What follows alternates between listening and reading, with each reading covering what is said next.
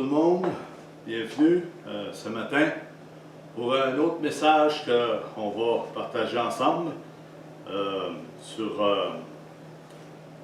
prenez garde, gardez-vous des faux prophètes et de la séduction des faux Christ. On sait qu'il y en a un peu partout, depuis des siècles, ça existe et ils vont être toujours là jusqu'à la fin pour séduire les enfants de Dieu. On fait une prière avant de commencer le message et avant de faire, avant d'adorer Dieu, avant de se présenter devant lui, nous déposons nos cœurs devant toi, Seigneur Dieu, ce matin. Seigneur, prends tout, Seigneur Dieu. Nous te donnons tout. Nous acceptons tout, Seigneur, qui vient de ta parole, sans rien retrancher, sans rien enlever, Seigneur. Merci, Seigneur, de nous corriger quelquefois. Merci, Seigneur, pour ta parole. Merci pour ta bonté. Merci pour ta fidélité. Merci pour tes promesses, parce que nous, comme enfants de Dieu, nous nous accrochons après tes promesses. Tu as promis tellement de choses. Tu as laissé beaucoup de choses en héritage, et nous le comprenons, Seigneur, aujourd'hui. Alors, Seigneur Dieu, que ta bénédiction soit sur ton Église. Dieu miséricordieux, que ta présence se répande partout, Seigneur, sur cette terre. Que la terre connaisse, que les habitants de la terre connaissent ton nom réel, qui tu es, Jésus, et pourquoi tu es venu. Te prions au nom de Jésus, Amen et Amen. Alléluia. On va commencer, Alléluia, avec un chant que j'ai fait en 2008, je crois, ouais. Je veux me rapprocher de la Nouvelle Jérusalem. Je veux me rapprocher de la Nouvelle Jérusalem. Je veux me rapprocher de la Nouvelle Jérusalem. Cité du Dieu vivant et véritable, pour qui je vis, pour qui je sers. Je veux me rapprocher de la Nouvelle Jérusalem. Je veux me rapprocher de la Nouvelle Jérusalem. De la ville du grand roi, cité fidèle au descend du ciel. Je veux me rapprocher de la Nouvelle Jérusalem. Je veux me rapprocher de la Nouvelle Jérusalem. Des myriades d'anges qui font la fête dans la ville, oh, du grand roi.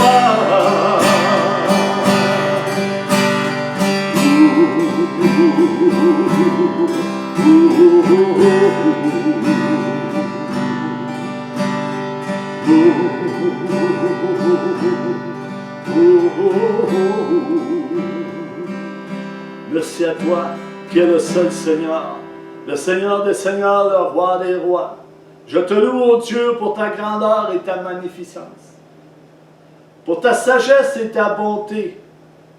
Merci, ô Dieu d'éternité, de me donner l'accès libre à ta résidence, attirante et accueillante, qui est la marque de ton amour et de ta sainteté. De rassembler la population céleste que tu as préparée d'avance pour cette fête qui aura lieu dans ta capitale, capitale du ciel, un lieu de sainteté parfait. Seigneur, tu attires à toi les cœurs brisés, les cœurs meurtris, l'âme angoissée, l'âme perdue, celui qui souffre, qui a faim, qui pleure. C'est toi, Seigneur, qui attire l'âme perdu dans ton royaume. Par le biais de ta grâce qui donne l'accès libre à tous ceux qui viennent à toi au travers de Jésus-Christ. Éternel Dieu Tout-Puissant, que le vent de ta grâce souffle sur eux, souffle sur cette province, souffle sur ton Église. Merci pour le vent de ta grâce que tu as mis en moi. Alléluia. Je veux me rapprocher de la nouvelle Jérusalem. Je veux me rapprocher de la nouvelle Jérusalem. Cité du Dieu vivant et véritable, pour qui je vis, oh, pour qui je sers. Je veux me rapprocher de la nouvelle Jérusalem. Je veux me rapprocher de la nouvelle Jérusalem. De la ville du grand roi, cité fidèle, au descend du ciel. Je veux me rapprocher de la nouvelle Jérusalem. Je veux me rapprocher de la nouvelle Jérusalem. Des myriades d'anges, alléluia. Des myriades d'anges qui font la fête dans la ville, oh, du grand roi, du grand roi,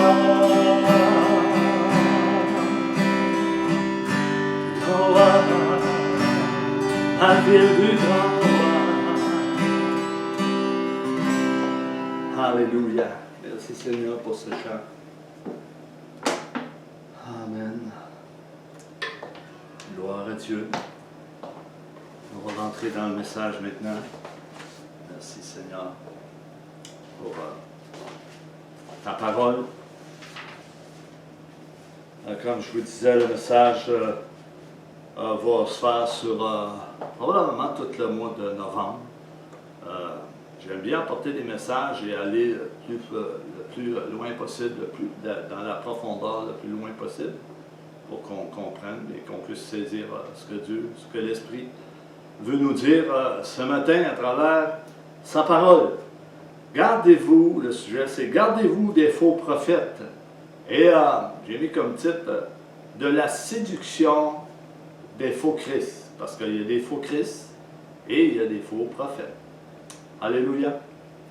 L'introduction, il y a une histoire dans Luc, une histoire vraie, hein, la parole est vraie. Luc 2, 25, c'est dit comme ceci. Il y avait un homme à Jérusalem qui s'appelait Siméon. Le Saint-Esprit était sur lui. Le Saint-Esprit, frère et sœurs, toujours était là, de l'Ancien Testament jusque dans le Nouveau, jusqu'à la fin, jusque dans le livre de l'Apocalypse. Mais il n'était pas en tous, il était sur certaines personnes que Dieu avait sûrement choisies dans cette époque. Cet homme avait été averti qu'il ne mourrait pas avant d'avoir vu le Christ du Seigneur. Est-ce que nous sommes avertis dans ces temps de la fin que Jésus va faire son apparition bientôt? Est-ce qu'on reçoit cette révélation profonde dans nos cœurs? Jésus qui revient bientôt. Le salut de nos âmes. Alléluia. En ce temps, l'homme qui s'appelait Siméon, poussé par l'Esprit, oui, il est poussé par l'Esprit pour aller voir. L'Esprit le pousse. Il alla au temple où étaient les parents de l'enfant. L'Esprit, il dit, va voir au temple. Ce que je t'avais promis est arrivé là. Il est là. Vas-y. Et là, il dit, maintenant, Seigneur, tu laisses ton serviteur s'en aller en paix, selon ta parole. Voyez-vous, ce serviteur, il attendait la promesse que le Saint-Esprit lui avait a dit, probablement dans ce temps, il le poussa vers le temple pour aller voir l'enfant né, qui était né de Marie, conçu par Dieu, le Père, la personne du Seigneur Jésus-Christ, le salut. Verset 30 nous dit ceci. Car mes yeux ont vu ton salut. Qu'est-ce qu'a vu Siméon quand il dit? Ben, il a vu le salut, il a vu Jésus. C'est Jésus le salut, mes amis. Siméon a vu qui? Le salut de Dieu. Il a vu Jésus. Alléluia. Gloire à Dieu. Verset 31. Salut que tu as préparé devant tous les peuples.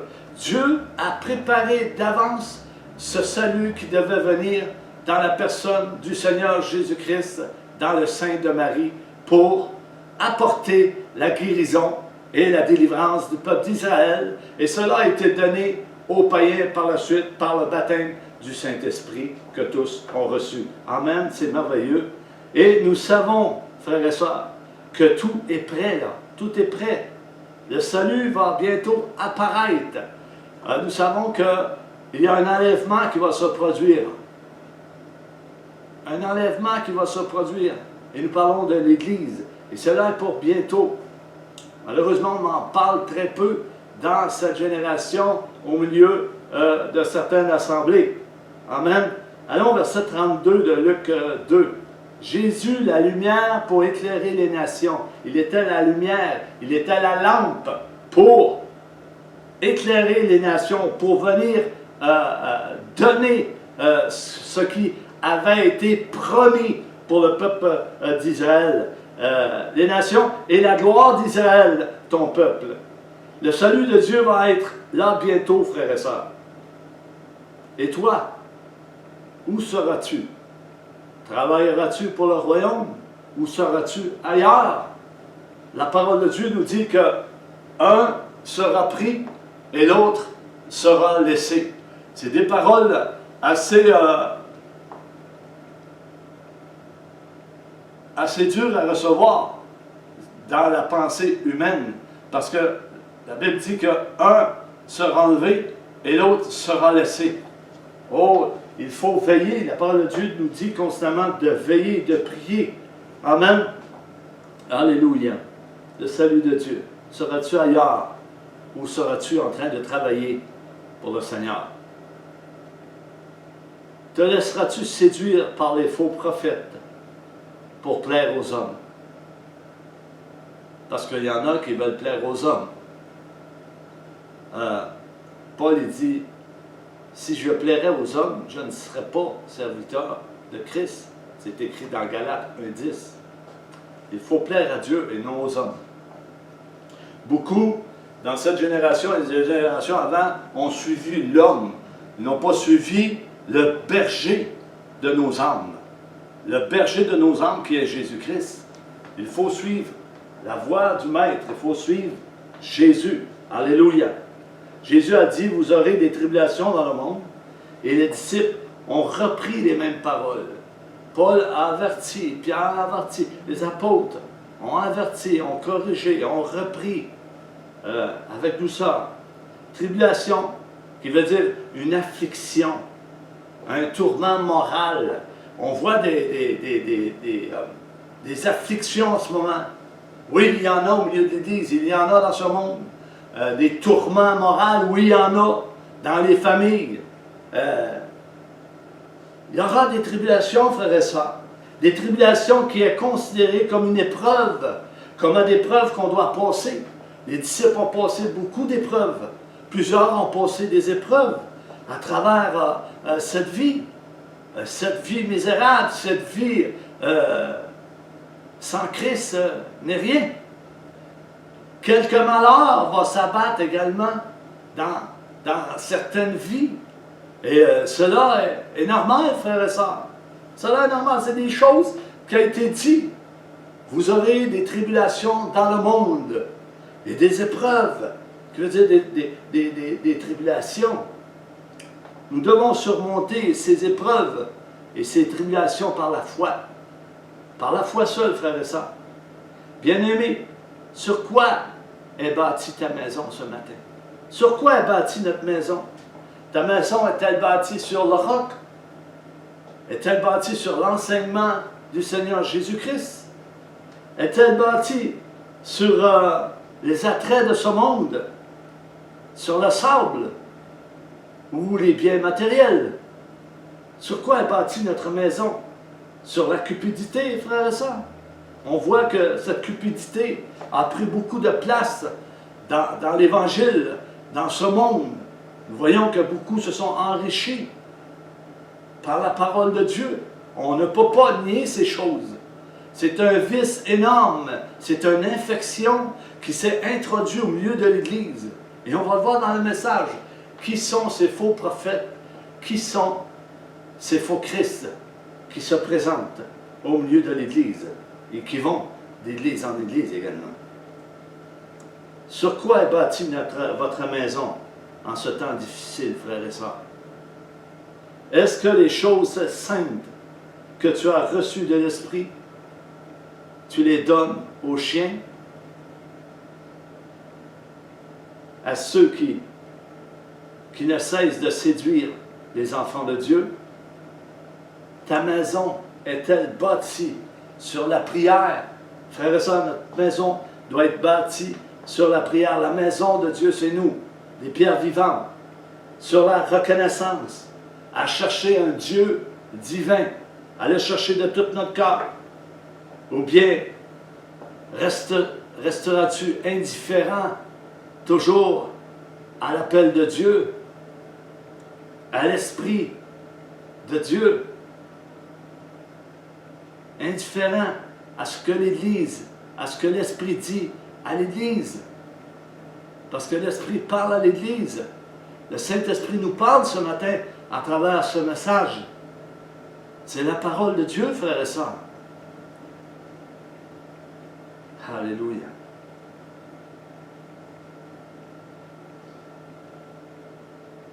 Ta maison est-elle bâtie sur toi-même, sur des jugements téméraires, sur une hardiesse imprudente?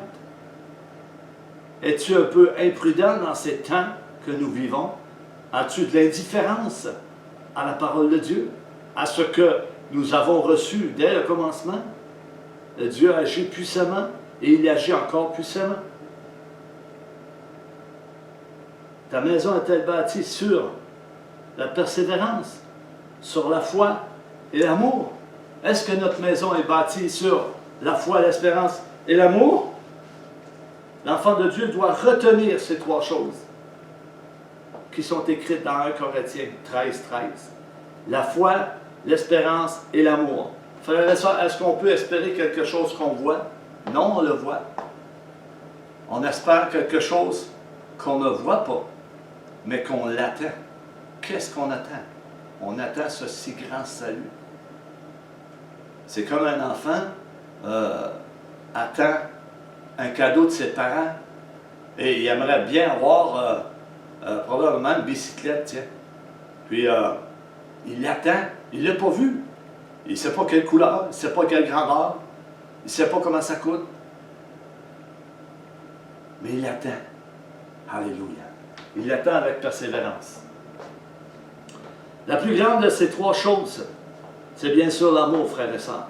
L'amour que nous parlons ici, l'amour que nous parlons dans 1 Corinthiens 13, 13, l'amour que Dieu nous parle ici, est donné par le Saint-Esprit. Si l'amour n'est pas donné par le Saint-Esprit, on n'a pas l'amour de Dieu en nous. L'amour est donné par le Saint-Esprit. C'est le Saint-Esprit qui nous conduit, c'est le Saint-Esprit qui nous enseigne, c'est le Saint-Esprit qui nous dirige, frères et sœurs. Il faut demander à Dieu. C'est des choses qu'il faut regarder, frères et sœurs, surtout en sachant en quel temps nous sommes. Veillons et prions, car il y a des jours sombres pour l'Église et pour les habitants de la terre. Des jours difficiles pour certains, et beaucoup se moquent de la parole de Dieu en ce moment. Beaucoup se moquent des serviteurs que Dieu a envoyés. Ils se sont moqués de Moïse. C'est pas étonnant. Ils se sont moqués de Jésus. C'est pas étonnant. Des apôtres, de Pierre, de Paul, ils se sont moqués des serviteurs de Dieu que Dieu a envoyés pour l'édification du corps de Christ. Il y aura une confrontation avec l'apostasie en parlant des jours difficiles. L'apôtre Paul dit dans 2 Timothée 3, 1 à 8, « Sache que dans les derniers jours, il y aura des temps difficiles, car les hommes seront égoïstes, amis de l'argent, fanfarons, hautains, blasphémateurs, rebelles à leurs parents, ingrats et religieux. » Dans les derniers jours sont commencés depuis la Pentecôte, frères et sœurs. La parole nous dit qu'une journée pour Dieu, c'est 1000 ans, et 1000 ans pour Dieu, c'est une journée. Alors, ça va s'amplifier de plus en plus dans les derniers jours. Les choses ne seront plus pareilles comme avant. Parce que la parole dit que la méchanceté va s'élever de plus en plus. L'iniquité s'en va vers son terme, vers son apogée destructif, et c'est Satan qui fait ces choses. Alléluia.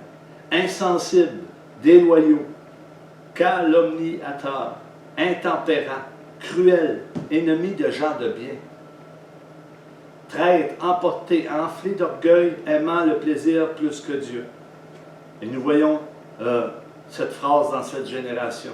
Aimant mieux le plaisir que Dieu. Beaucoup aiment à se divertir et le plaisir plutôt que lire la parole de Dieu, méditer la parole de Dieu, prier, louer Dieu, adorer Dieu, s'approcher de Dieu dans l'intimité. Alléluia. C'est des choses que l'Église doit revenir à leur premier amour. On doit revenir à notre premier amour, Église. Alléluia. Alléluia. Verset 5. Ayant l'apparence de la piété, mais reniant ce qui en fait la force, éloigne-toi de ces hommes-là. C'est des faux docteurs qui renient la vérité, qui apportent des enseignements erronés depuis la venue de Christ. Des enseignements erronés depuis la venue de Christ. De faux enseignements. Des enseignements pour éloigner les enfants de Dieu de leur place. Il en est parmi eux qui s'introduisent dans les maisons et qui captivent des femmes d'un esprit faible et borné, chargées de péché, agitées par des passions de toute espèce. Apprenant toujours en ne pouvant jamais arriver à la connaissance de la vérité. De même que Jeannès et Jambres s'opposaient à Moïse. Voyez-vous? Jeannès et Jambres s'opposèrent à Moïse. On parle de deux hommes ici, ce n'est pas des femmes. Ils s'opposèrent constamment à Moïse. Et certains, dans le milieu de la chrétienté, s'opposent à l'esprit de Christ, qui sont sur des hommes, qui sont dans des hommes et des femmes. Ils s'opposent à l'esprit de Christ. De même, ces hommes s'opposent à la vérité étant corrompus. On parle de même ces hommes, ces faux docteurs, s'opposent à la vérité étant corrompus d'entendement, réprouvés en ce qui concerne la foi. Les faux prophètes viendront, a dit Jésus.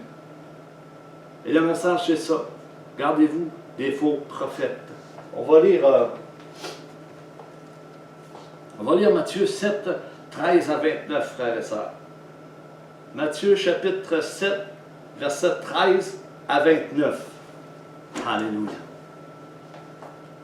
C'est très important de garder cette parole dans ce contexte. On parle de jugement, on parle de la paille et la poutre, on parle des choses saines qui ont été données aux chiens, à ceux qui pervertissent la parole de Dieu. On parle de la persévérance, on parle de la prière, on parle de la porte étroite, on parle des faux prophètes, on parle d'une maison bâtie sur le roc. Verset 13. Entrez par la porte étroite, car large est la porte spacieuse et le chemin qui mène à la perdition. Et il y en a beaucoup qui entrent par là. Mais étroite est la porte resserrée, le chemin qui mène à la vie, et il y en a peu qui les trouvent. Gardez-vous des faux prophètes.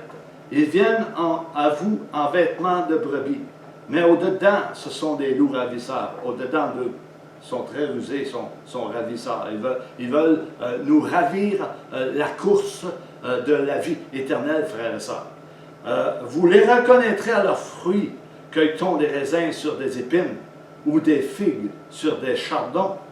C'est une question que Jésus pose. Tout bon arbre porte de bons fruits, mais le mauvais arbre porte de mauvais fruits. Un bon arbre ne peut porter de mauvais fruits, ni un mauvais arbre porter de bons fruits. Tout arbre qui ne porte pas de bons fruits est coupé et jeté au feu. C'est donc à leurs fruits que vous les reconnaîtrez. C'est à leurs fruits qu'on va les reconnaître. Comment? Avec le langage, les actions, le déplacement, le comportement. On va les reconnaître à la vérité qui habite en eux. Disons que si la vérité habite en eux, c'est ça que je veux dire. Ceux qui me disent « Seigneur, Seigneur » n'entreront pas tous dans le royaume des cieux. Mais celui-là seul qui fait la volonté de mon Père qui est dans les cieux. Celui qui fait la volonté. Plusieurs me diront en ce jour-là, Seigneur, Seigneur, n'avons-nous pas prophétisé par ton nom? N'avons-nous pas chassé des démons par ton nom? N'avons-nous pas fait beaucoup de choses, de miracles par ton nom? Alors, je leur dirai ouvertement, il parle au peuple, là, Jésus, il parle à ceux qui sont en avant de lui. Là. Alors, je leur dirai ouvertement, je ne vous ai jamais connu, retirez-vous de moi, vous qui commettez l'iniquité. Vous qui ne cessez pas de pécher constamment, de pratiquer le péché constamment. Mais Dieu ne se répand pas de ses dons. Ils ont eu les dons de Dieu. Mais Dieu ne se répand pas de ses dons. C'est merveilleux.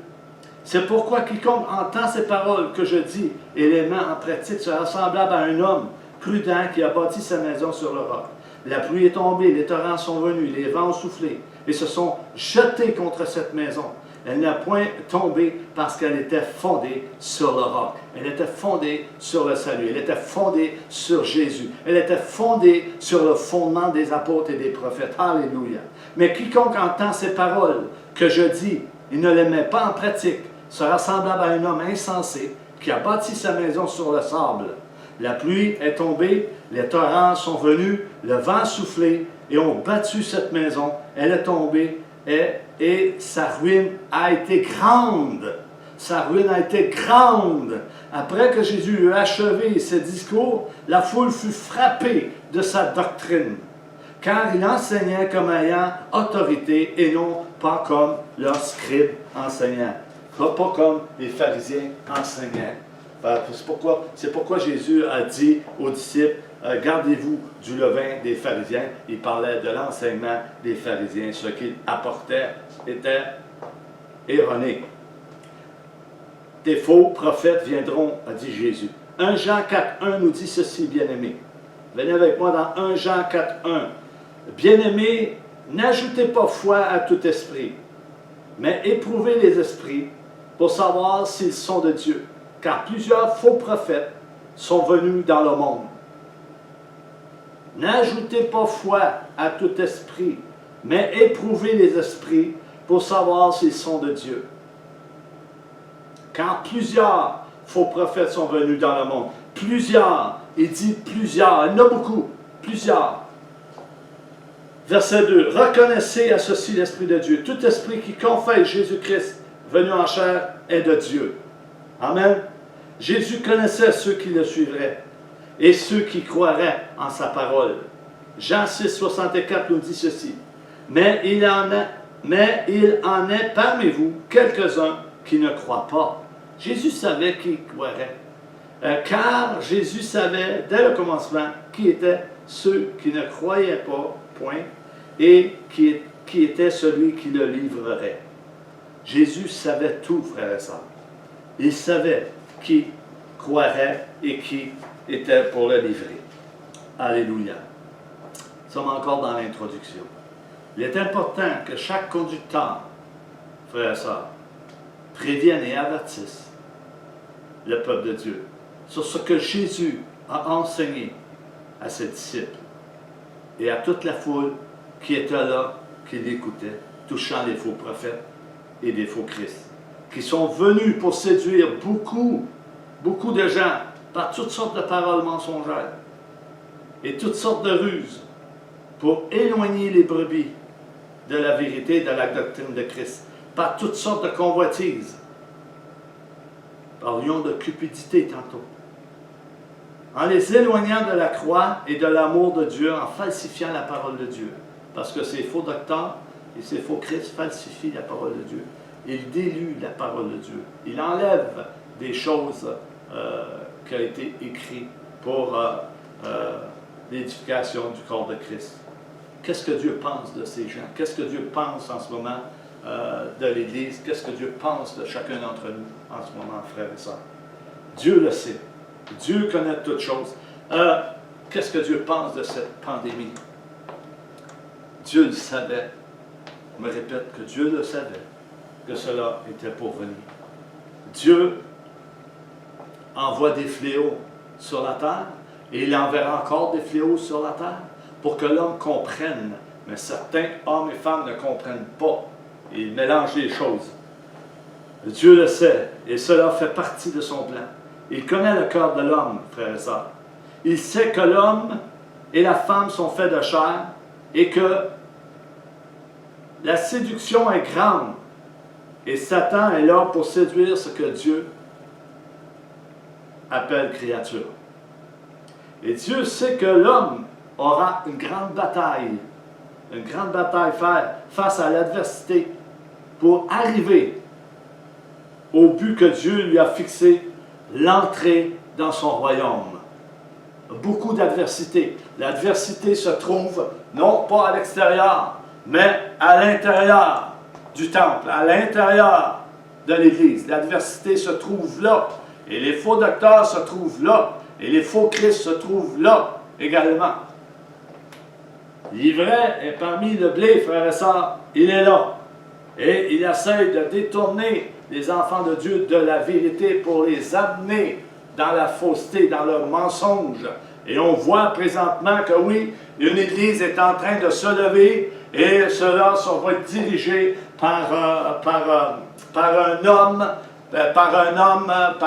homme politique qui va rassembler certains chrétiens en disant qu'il faut prôner l'amour, c'est l'amour. Oui, mais l'amour qu'ils ont, eux autres, c'est quasiment en 67 ou 68, la peace and love.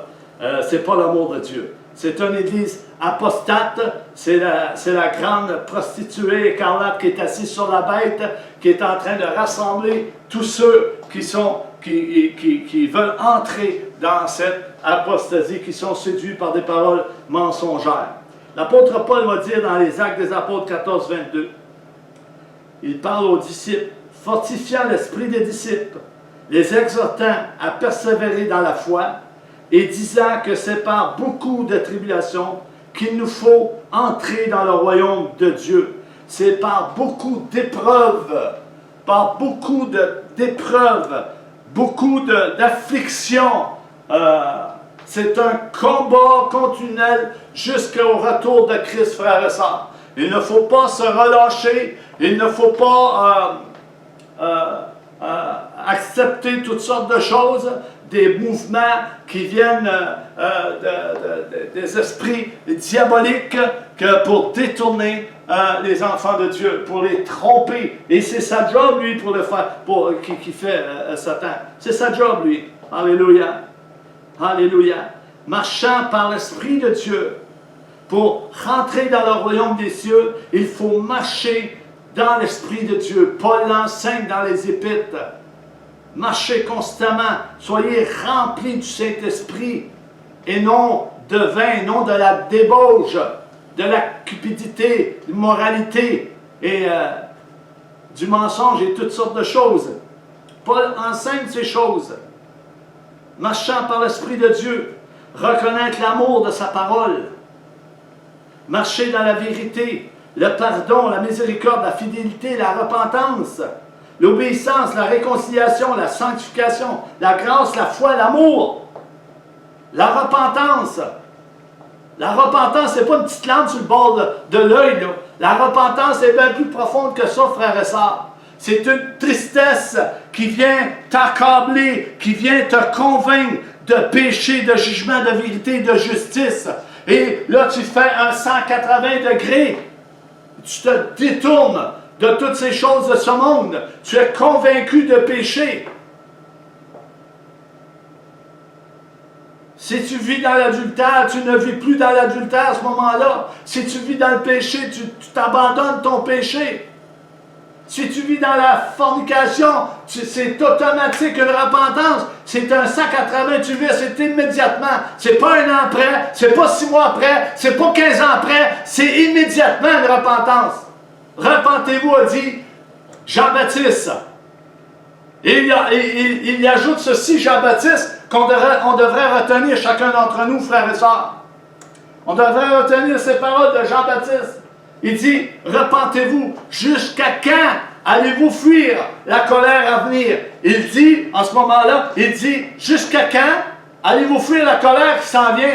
Parce que la colère de Dieu s'en vient. La colère de Dieu s'en vient. Et si vous ne vous repentez pas, la colère de Dieu va finir par vous attraper. Alléluia. C'est ça que dit Jean-Baptiste. Jésus a dit également, repentez-vous car le royaume des cieux est proche. Les disciples également ont dit, repentez-vous. Une vraie repentance, une vraie consécration. Alléluia. Pas une petite larme sur le bord de l'œil. Et on accepte Jésus. C'est fun, on a accepté Jésus, on s'est fait baptiser. J'ai suivi mon ami et on est sauvé. C'est bien plus que ça, frères et sœurs. C'est bien plus que ça. Je peux vous en parler par expérience. J'ai été saisi par Christ. Et je le répète, j'ai été saisi par Christ. Et j'ai été appelé à porter des oracles de Dieu et à porter ce que lui me transmet pour l'édification du corps de Christ, par amour pour son nom, par amour pour l'Église, par amour pour l'humanité. Alléluia. Je ne mérite rien, les ministères ne méritent rien, ce qu'ils ont reçu, ce n'est pas pour eux, c'est pour les autres. Alléluia. Alléluia. C'est pour le service des autres. Amen. Avoir une bonne conscience. Une conscience, on doit avoir une bonne conscience. Hein? Des fois, on a la conscience n'est pas trop bonne. On laisse entrer des choses, puis on les laisse là. Avoir une bonne conscience de ce que nous avons reçu, nous, comme enfants de Dieu. Savoir Jésus-Christ de Nazareth. Jésus-Christ, le salut de nos âmes. Il est le salut de nos âmes. Et je regardais la parole de Dieu et il y avait plusieurs contradictions là-dessus de tu peux perdre ton salut. Oui, tu peux perdre ton salut, on va le voir tantôt. Alléluia. Alléluia. Glory. Alléluia. Être reconnaissant avec passion, avec joie, marcher dans l'humilité, reconnaître nos fautes, reconnaître, qui veut dire nos péchés, reconnaître nos erreurs, avouer qu'on a fait une erreur, pardonner à notre prochain. Le pardon, il n'est pas là beaucoup, frères et sœurs. Le pardon entre frères et sœurs n'est pas là. Et nous savons que si nous ne pardonnons pas, on ne sera pas pardonné et nous ne serons pas libérés. Jésus en parle dans l'Évangile. Si vous ne pardonnez pas, le Père qui est dans les cieux ne vous pardonnera pas non plus. Alléluia. Glory. Pardonnez. Qu'est-ce que Dieu s'attend de nous, frères et sœurs? Qu'est-ce que Dieu s'attend de nous dans cette génération? Dans cette génération d'Église. Le Seigneur veut nous montrer la route à suivre. Celle qui est étroite. C'est une route qui est étroite. Une route qui est pleine d'embûches. Une route qui est pleine de tribulations, pleine d'épreuves. Il peut y avoir plein de malheurs également. Mais cette route étroite, il faut la surmonter par la foi. Sans la foi, il est impossible de plaire à Dieu. Sans la foi, il est impossible de plaire à Dieu, frères et sœurs. C'est comme si il y a deux groupes qui s'en allaient et il y a le chemin étroit et long, il y a un boisé, il y a un chemin très très étroit et puis il y en a peu qui le trouvent, il y en a qui le trouvent, ils passent par là et il y a toutes sortes d'obstacles de toutes sortes d'épreuves pour parvenir au but fixé que Dieu nous a appelé. Et l'autre groupe ont vu un autre chemin, un chemin aplani, un beau chemin plus large, et ils marchent aisément dans ce chemin. Mais les deux chemins arrivent en même place. Mais le chemin étroit, c'est tout un combat de passer là. C'est pas tout le monde qui passe par là. Jésus dit, c'est pas tout le monde qui trouve ce chemin. Et Dieu nous montrait une image. Il y avait une femme qui était là, puis il y avait deux chemins. Et elle a dit, le chemin là est étroit, et il va amener à la même place que le chemin qui est large, là, qui est spacieux, lui aussi va au même endroit. Bien, les deux chemins vont au ciel, frères et sœurs. Mais ce n'est pas l'aboutissement, ce n'est pas l'aboutissement qui est pareil de ces deux chemins. Et nous savons que ceux qui sont dans le chemin large et spacieux n'hériteront pas du royaume des cieux. Ils vont être jetés dans les temps de feu parce qu'ils n'ont pas passé par la porte étroite qui est Jésus-Christ, le salut des âmes. Alléluia. Alléluia. Suivre celle qui est étroite, celle qui va nous garder des faux prophètes et des faux Christ, et des loups ravisseurs, eux qui proposent aux gens un chemin plus aisé. Ils vont, les faux prophètes et les faux Christ vont vous proposer le chemin le plus facile. Il n'y a pas de souffrance, il n'y a pas trop de combat, tout est beau, tout est correct, il n'y a plus de péché, on s'enrichit. C'est le chemin le plus aisé qu'ils veulent prendre, ces faux prophètes et ces faux Christ qui sont des loups ravisseurs. Il y a un grand prix payé, frères et sœurs, pour suivre le Seigneur Jésus. Ce n'est pas un terrain de jeu comme plusieurs le croient. Ce n'est pas un terrain de jeu, la parole de Dieu. On croit qu'accepter le Seigneur Jésus, on a la vie éternelle, tout est beau, c'est l'amour et toutes ces choses. Non, c'est pas ça. C'est un grand combat. C'est un grand combat de la foi. C'est la foi qu'il faut garder. Jésus nous le répète dans sa parole. Il dit, est-ce que je vais retrouver la foi lorsque je vais revenir? Et nous voyons cette situation présentement. Beaucoup tombent, le foi tombe. Est-ce que Dieu est là? Est-ce que Dieu existe? Est-ce que Dieu est présent? Est-ce que Dieu agit? Beaucoup se posent des questions. Il y en a qui disent, c'est le diable qui a envoyé cette pandémie. D'autres disent, c'est permis par Dieu. Beaucoup ne croient pas que Dieu permet des choses, mais là, sa parole le dit, que Dieu a permis beaucoup de choses. Et la parole me dit que Dieu n'a pas changé. Et Dieu est le même hier et aujourd'hui. Et éternellement. Il n'a pas changé sa façon d'agir pour amener les âmes au salut. Alléluia, pour les sauver de la mort. Dieu n'a pas changé sur ce point-là. Alléluia. Et moi, je crois que cette pandémie est permise par Dieu. Dieu est en train de purifier son Église. Et ceux qui veulent se faire purifier vont croire à ces choses que Dieu envoie ses jugements. Et on ne peut pas aller contre les jugements de Dieu. Si tu veux combattre contre Dieu, que tu vas combattre tout seul contre Dieu, moi j'embarque pas là-dedans. C'est permis par Dieu, Dieu le sait. Et si Dieu décide d'enlever cette pandémie, il va l'enlever comme ça, il n'y a pas besoin d'un homme pour l'enlever. Alléluia. Gloire à toi, Seigneur. Dieu veut que nous prenions la porte étroite. La porte étroite est l'aboutissement de ce chemin qui représente la foi en Jésus-Christ. Jésus représente la foi. On doit prendre le modèle de Jésus, on doit marcher comme Jésus. Et c'est difficile, je parle pour moi-même, marcher comme Jésus a marché. Il faut, pour marcher comme Jésus a marché, il faut être en communion avec le Seigneur. Il faut être en prière, il faut s'approcher de Dieu de plus en plus. Dieu dit dans sa parole, approchez-vous de moi et je m'approcherai de vous. Il n'a pas dit le contraire. Hein? Il n'a pas dit le contraire. Il n'a pas dit, je vais m'approcher de vous. Non, il a dit, approchez-vous de moi et je vais m'approcher de vous. Alléluia. Jésus dira dans l'évangile de Matthieu 7, 13, 14, il dit ceci. Entrez par la porte étroite, car large est la porte, spacieuse est le chemin qui mène à la perdition. Et il y en a beaucoup qui entrent par là. Beaucoup qui entrent par le chemin de la perdition. 14. Mais étroite est la porte, resserré le chemin qui mène à la vie. Il y en a peu qui les trouvent. Jésus dit, il y a peu qui trouvent ce chemin. Il y a peu. Pourquoi il ne trouve pas ce chemin? Ben, c'est parce qu'il n'est pas en prière. Soit il n'est pas en prière, il n'est pas dans la lecture, il n'est pas dans la méditation, il n'est pas dans la louange, l'adoration. Il n'est pas en communion avec Dieu, avec le Seigneur Jésus. C'est pour cela qu'il ne trouve pas ce chemin. Jésus dit, frappez et on va ouvrir.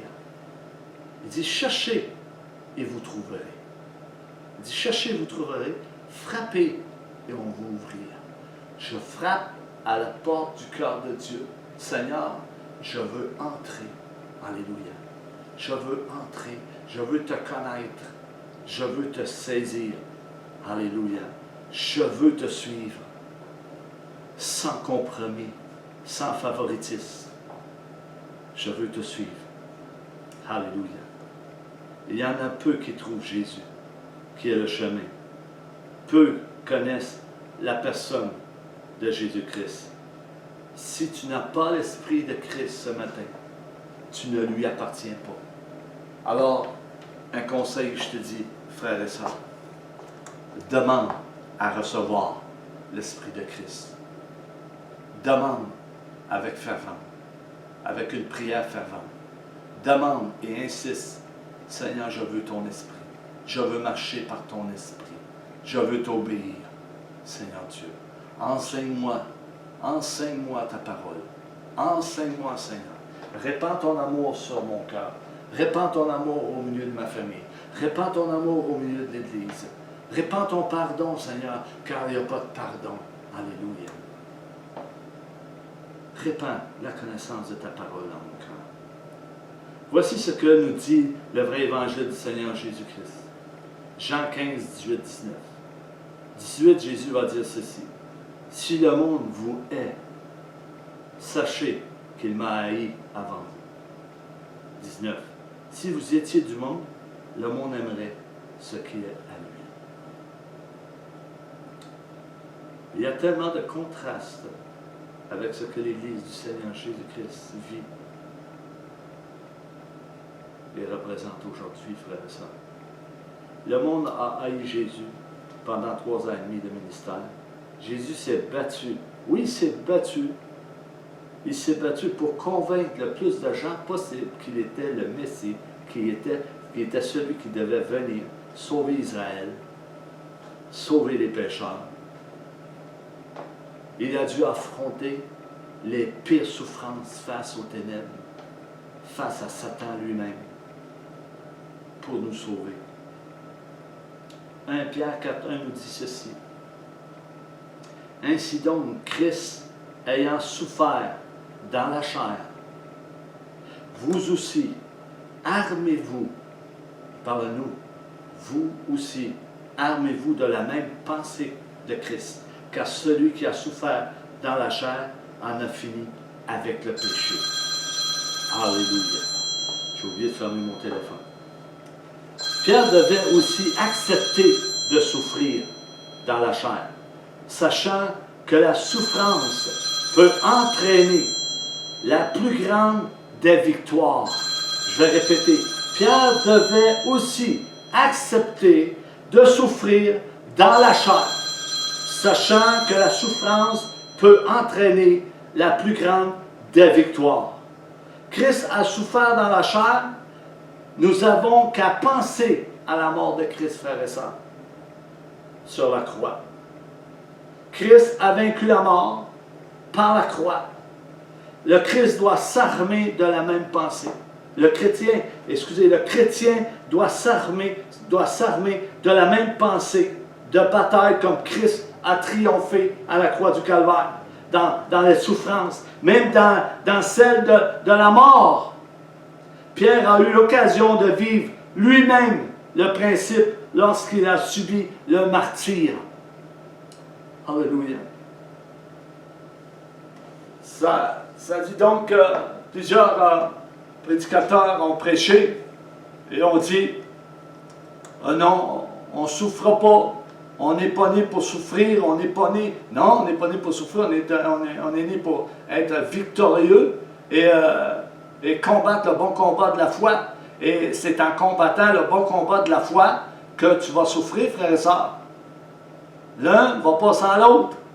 Le bon combat de la foi, l'obéissance à la parole de Dieu. Si on obéit à la parole de Dieu, si on ne retranche rien de la parole de Dieu, si la parole de Dieu n'est pas diluée, le monde n'aimeront pas entendre la vérité de l'Évangile.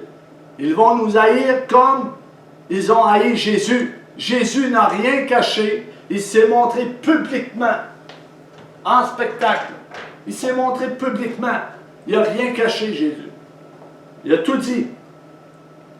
Et si on semble comme dans la pensée de Christ, on sera haï comme Christ a été haï.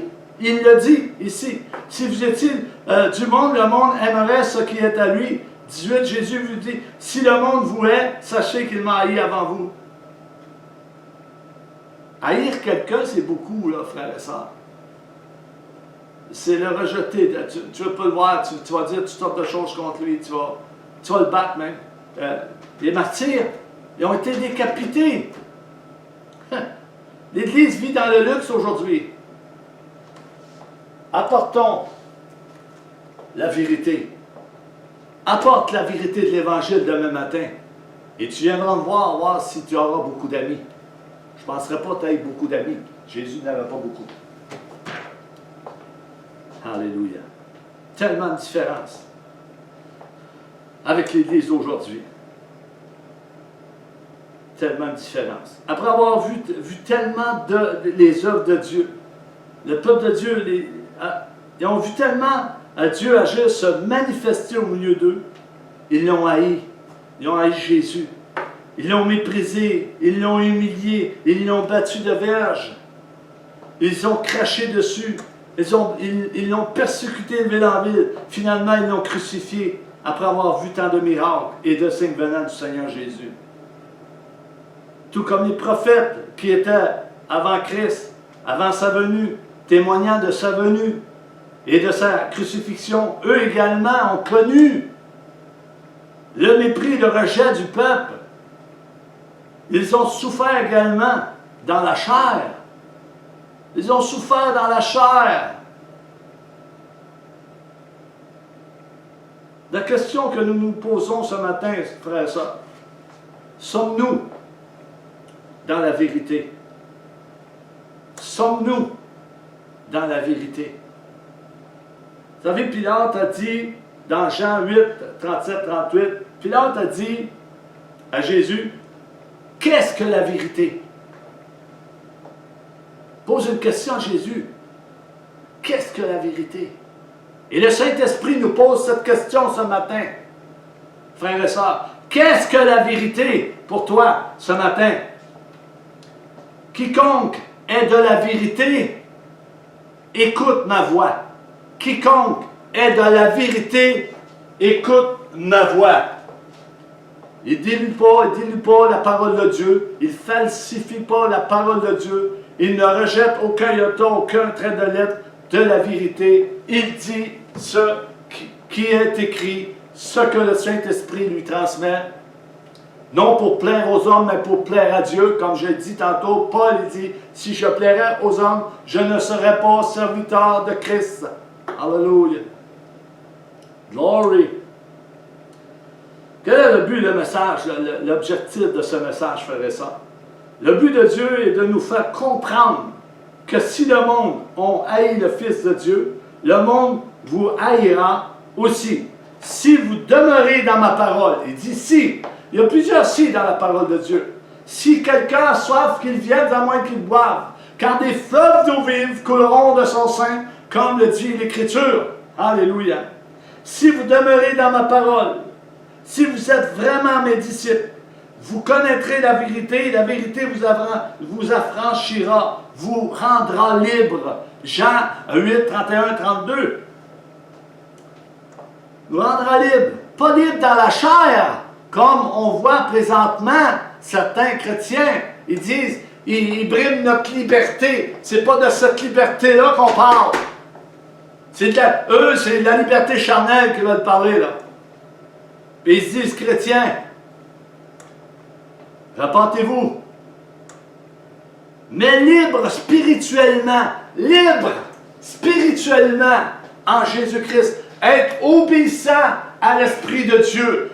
Que dit Dieu pendant cette pandémie? Que dit Dieu dans ton cœur présentement? Qu'est-ce que Dieu affirme dans ta vie présentement? Qu'est-ce que Dieu dit par rapport à cette pandémie? Il dit aux frères, aux sœurs, allez contester contre ça, moi je ne suis pas pour ça. Romains 13, ça dit, soyez soumis aux autorités. N'allez pas contre les autorités. Ceux qui résistent à l'autorité attireront une condamnation sur eux. C'est ça qu'a dit la parole de Dieu, frères et sœurs. Et beaucoup font le contraire. Ceci nous impose une grande décision, frères et sœurs. Je termine avec ça. Face à cet appel du salut pour nos âmes. Il y a une décision que nous devons prendre, nous comme enfants de Dieu. Nous comme Église. Dans ces temps, nous avons une décision à prendre et c'est de marcher par la foi et de marcher selon les instructions que Christ a données à ses saints apôtres et prophètes pour l'avancement de son royaume, pour qu'il y ait un impact dans ce monde, que l'Église ait un impact. Je vous laisse là-dessus. Merci Seigneur pour ta parole. Merci Seigneur pour tout ce que tu fais en ce moment à travers le monde entier, parce que tu es en contrôle de tout. Tu es le Dieu Tout-Puissant. Nous sommes des hommes. C'est en partie qu'on connaît, mais nous te cherchons de tout notre cœur pour savoir, pour connaître, pour être instruit, pour qu'on puisse avancer jusqu'à ton retour. Amen et Amen. Gloire à Dieu. Soyez bénis.